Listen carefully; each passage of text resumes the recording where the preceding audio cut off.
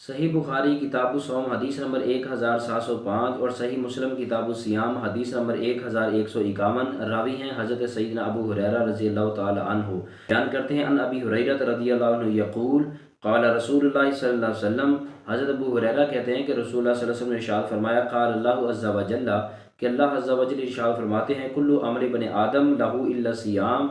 فرمایا کہ ابن آدم کا ہر عمل اس کے لیے ہے سوائے روزہ کے، فَإِنَّهُ لِي وَأَنَا أَجْزِي بِهِ، کہ بے شک روزہ میرے لیے ہے اور میں ہی اس کی جزا ہوں۔ معزز و مکرم ناظرین و سامعین، آپ نے یہ متعدد مرتبہ علماء کرام سے سنا ہوگا کہ اللہ رب العزت نے ارشاد فرمایا الصوم لی وَأَنَا أَجْزِي بِهِ، کہ روزہ میرے لیے اور میں ہی اس کی جزا ہوں۔ اس کی تعویل کیا ہے، اس کے بارے میں محدثین اس کی شرح کرتے ہوئے دو تعویلات اس کی بیان کرتے ہیں۔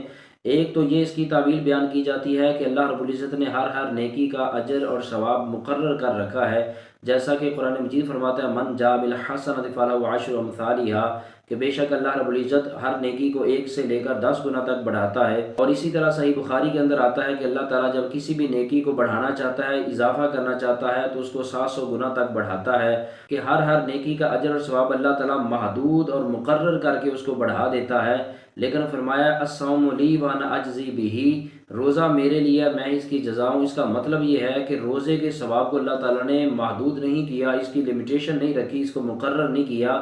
بلکہ اللہ جس روزے دار کو جتنا چاہتا ہے اجر اور ثواب عطا فرماتا ہے، کہ سوائے روزہ کے باقی ہر نیکی کا اجر اور ثواب مختص کیا گیا ہے، مقرر کیا گیا ہے اور اس کو لمیٹڈ رکھا گیا ہے۔ لیکن روزے کا اجر اور ثواب اللہ رب العزت نے مختص اور مقرر نہیں رکھا، کہ یہ روزے دار کی محنت ہے، کوشش ہے، کاوش ہے، جو جتنے زیادہ روزے کے تقاضے پورے کرے گا، جتنا زیادہ روزے کا ادب کرے گا، احترام کرے گا، اس کی تعظیم و تکریم کرے گا، اللہ رب العزت کی بارگاہ میں اس کا روزہ اتنا ہی زیادہ مقبول ہوگا اور اتنا ہی زیادہ اس کو اجر اور ثواب ملے گا۔ اس کا یہ مطلب ہے الصوم لی وانا اجزی بہ۔ اور دوسری اس کی تعبیر یہ کی گئی ہے کہ رسول اللہ صلی اللہ علیہ وسلم نے ایک مرتبہ صحابہ کرام سے سوال کیا، اور یہ صحیح بخاری کتاب المظالم کی حدیث ہے اور اس کے راوی بھی حضرت ابو ہریرہ رضی اللہ تعالیٰ عنہ ہیں۔ سید عالم صلی اللہ علیہ وسلم نے صحابہ کرام سے پوچھا مل مفلس، کہ تم جانتے ہو یا بتا سکتے ہو کہ میری امت کا مفلس کون ہے؟ صحابہ نے عرض کی یا رسول اللہ صلی اللہ علیہ وسلم، مفلس تو وہ ہے لا درہم ولا دینار، کہ جس کے پاس نہ کوئی درہم ہے نہ دینار۔ لیکن حضور علیہ السلام نے فرمایا نہیں، میری امت کا مفلس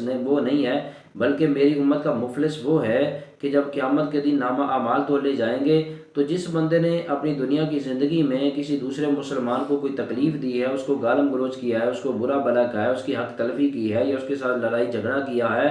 تو پھر وہ ظالم ہوگا، ظلم کرنے والا ہوا، تو اس نے جس کے ساتھ زیادتی کی، ظلم کیا، اس کے سارے اعمال اس کے کھاتے میں ڈال دیے جائیں گے، یعنی ظلم کرنے والے کے ساری نیکیاں، اس کے اعمال حسنہ اس مظلوم کے کھاتے میں ڈال دیے جائیں گے جس کے ساتھ اس نے کوئی زیادتی کی ہوگی۔ جب اس کی ساری نیکیاں اس مظلوم کے کھاتے میں ڈال دی جائیں گی، اپنی بخشش اور اپنی نجات کے لیے پھر اس کو نیکیوں کی طلب ہوگی، ضرورت ہوگی، پھر وہ نیکیاں تلاش کرنے کے لیے جائے گا، کبھی ماں کے پاس، کبھی باپ کے پاس، کبھی بھائی اور کبھی بہن اور کبھی بیوی اور کبھی بچوں کے پاس، لیکن اس کو کہیں سے بھی نیکی نہیں ملے گی۔ تو رسول اللہ صلی اللہ علیہ وسلم نے فرمایا کہ دراصل میری امت کا اصل مفلس وہ ہے کہ جو قیامت کے دن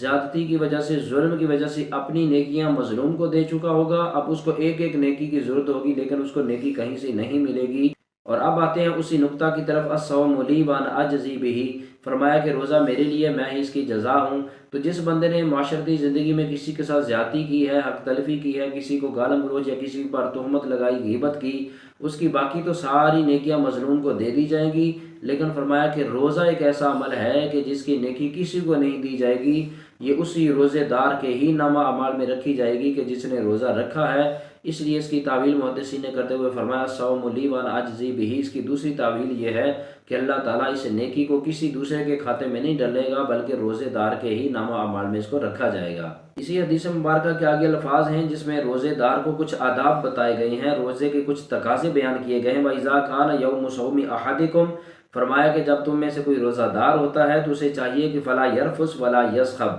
کہ نہ وہ کسی کے ساتھ جھگڑا کرے، نہ لڑائی کرے اور نہ کسی کو گالم گلوچ دے۔ ہاں اگر اس کے ساتھ کوئی پہل کرتا ہے، اس کے ساتھ کوئی جھگڑا کرتا ہے، لڑائی کرتا ہے، اسے برا بھلا کہتا ہے، تو اب اس کے لیے حکم یہ ہے کہ فَإِنْ صَابَهُ أَحَدٌ أَوْ قَاتَلَهُ فَلْيَقُلْ، اتنا کہہ دے إِنِّي امْرُؤٌ صَائِمٌ، کہ بے شک میں تو روزے دار ہوں اور میں حالت روزہ میں تجھے جواب نہیں دوں گا، تیرے ساتھ مقابلہ نہیں کروں گا۔ تو رسول اللہ صلی اللہ علیہ وسلم نے فرمایا کہ اگر کسی روزے دار نے یہ عادت اپنا لی، پھر آگے بڑے خوبصورت الفاظ اللہ کے محبوب نبی نے ارشاد فرمایا والذی نفس محمد صلی اللہ علیہ وسلم بیدہ، فرمایا مجھے اس رب کی قسم جس کے قبضہ قدرت میں محمد کی جان ہے، لخلوف فم الصائم اطیب عند اللہ من ریح المسک، جس روزے دار نے صحیح معنی کے ساتھ روزے کے تقاضے کو پورا کیا اور قواعد و ضوابط اور شرائط کے مطابق جس مسلمان نے روزے کو مکمل کیا، تو رسول اللہ صلی اللہ علیہ وسلم فرماتے ہیں کہ اس روزے دار کے منہ سے جو بو نکلتی ہے وہ بو اللہ رب العزت کو جنت کی مشک و عنبر سے بھی زیادہ خوبصورت لگتی ہے، جنت کی خوشبو سے بھی اللہ رب العزت کو وہ زیادہ محبوب اور زیادہ پسند ہے۔ آگے رسول اللہ صلی اللہ علیہ وسلم نے روزے دار کے لیے مزید خوشخبری دیتے ہوئے ارشاد فرمایا للصائم فرحتان یفرحہما،